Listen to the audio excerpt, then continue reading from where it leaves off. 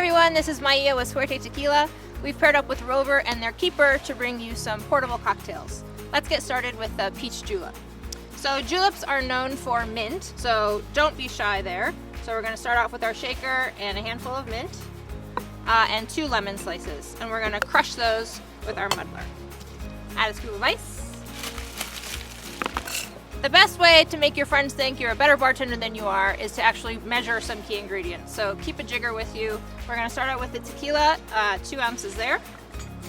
And then 4 ounces of peach nectar, just a squirt of agave nectar.